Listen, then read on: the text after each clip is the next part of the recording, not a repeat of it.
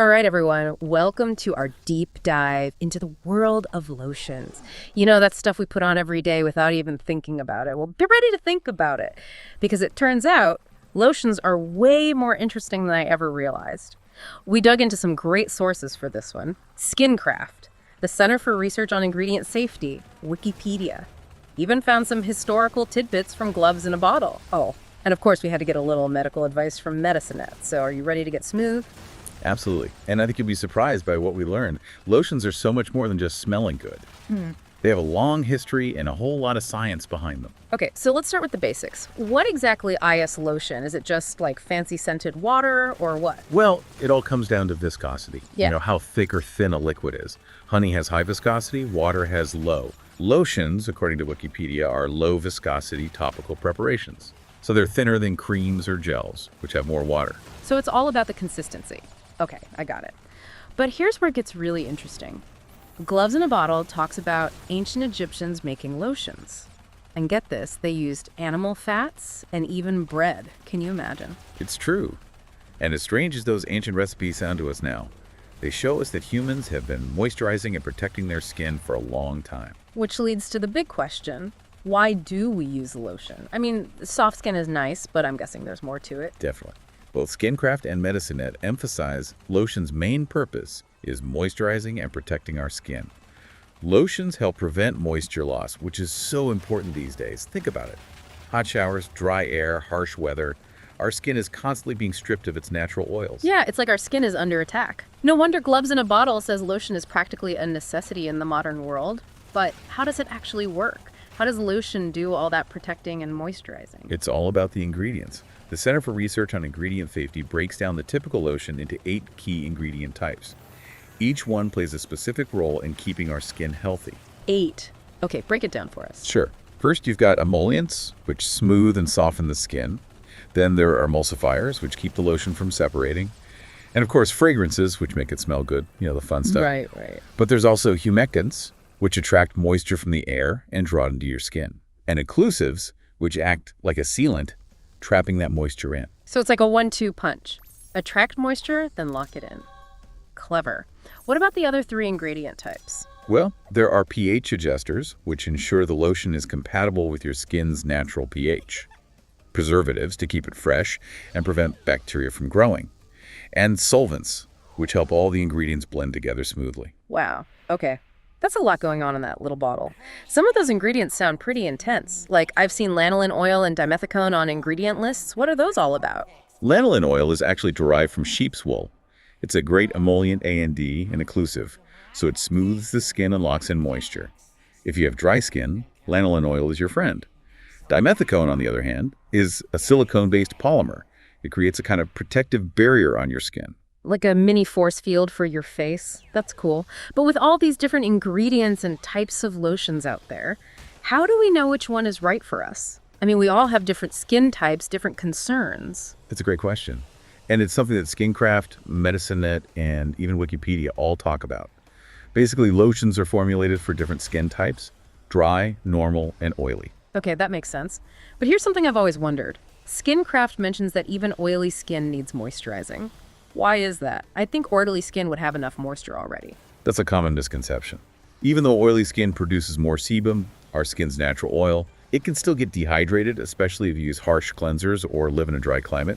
So a lightweight, oil-free lotion can help balance oil production and keep the skin hydrated without clogging pores. So even oily skin needs a little help sometimes. Got it.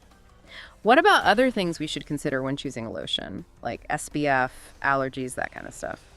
Absolutely. Skincraft really stresses the importance of SPF, especially for daytime. It protects your skin from harmful UVB rays, which can cause sunburns and damage. But remember, no sunscreen is 100% effective, so don't skip the shade altogether. Good point. And speaking of things to watch out for, I know some lotions have ingredients that can cause allergies or clog pores. Skincraft and Wikipedia both mention that. And fragrances can even trigger breathing problems for some people. That's true. Certain ingredients can be problematic for some people. The Center for Research on Ingredient Safety has a great database. You can search for specific ingredients and learn about their potential risks and benefits. So knowledge is power when it comes to lotions. Read the label, do your research. Okay, let's say we've done all that. We found a lotion that seems safe and effective.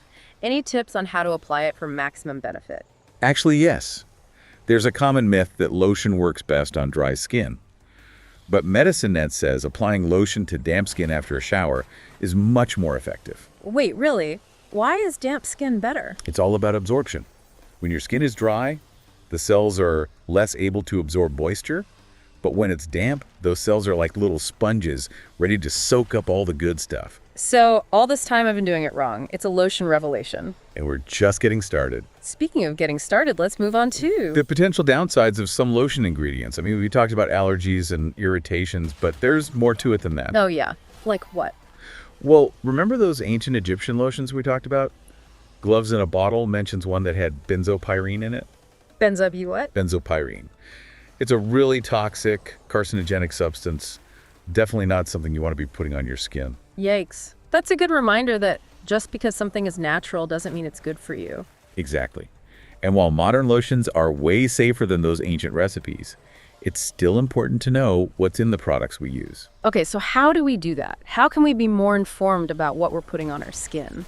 The Center for Research on Ingredient Safety is a great resource.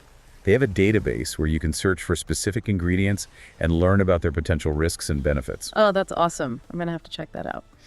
But let's say we've done our research, we've checked the database, and we found a lotion that seems safe and effective.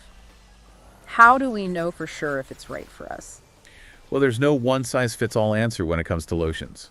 Skincraft makes a good point that choosing the right lotion is really about understanding your own skin type, your needs, and your preferences. So it's like a personal journey of lotion discovery. Yeah, you could say that. Yeah? All right, I'm ready for the adventure. But before we get too lost in the world of specific brands and ingredients, are there any general guidelines we can follow? What are some things we should consider when choosing a lotion? Well, Skincraft highlights a few key things. First, think about the climate you live in. If you're in a dry environment, you'll probably need a richer, more emollient lotion than someone who lives in a humid area. Right, that makes sense. Like how you need a thicker moisturizer in the winter when the air is drier. What else? Your lifestyle's important too. If you spend a lot of time outdoors, you'll need a lotion with SPF for daily sun protection. And if you have sensitive skin, look for fragrance-free and hypoallergenic options to minimize the risk of irritation. Wow, okay. So there's actually a lot to think about when choosing a lotion. It's not just about picking a nice scent anymore. Definitely not. It's about taking care of your skin and choosing products that work for you. Okay, so we've covered ancient Egyptian lotions, modern science, how lotions work, ingredients to watch out for, and choosing the right lotion for our needs and environment. That's a lot. It is. But before we move on, I want to go back to something we talked about earlier. Applying lotion to dry skin. Ah, yes. Medicine Net debunked that myth pretty effectively. Damp skin is the way to go. Exactly. And I think it's worth repeating why that is. Remember those skin cells we talked about? How they're like tiny sponges? Yeah. Well, when your skin is dry, those cells are less able to absorb moisture. But when it's damp, right after a shower or bath, those little sponges are ready to soak up all the good stuff from your lotion.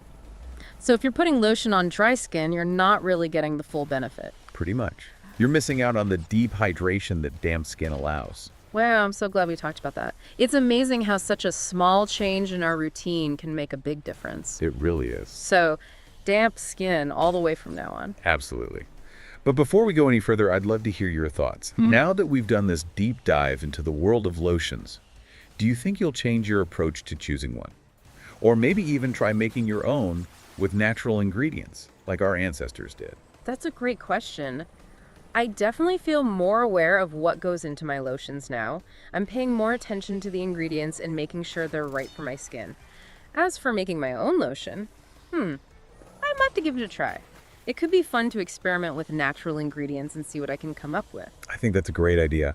It's a fun way to connect with the history of lotions and get creative in the kitchen. Plus, you have complete control over the ingredients, so you know you're using only the best stuff for your skin. Exactly. Well, there you have it, everyone. We've explored the past, present, and future of lotions, debunked myths, uncovered secrets, and hopefully inspired you to take a closer look at this everyday product. And remember, there's always more to learn and discover about skincare. So keep asking questions, keep exploring, and keep taking care of your skin. We'll be here for your next deep dive whenever you're ready to explore a new topic.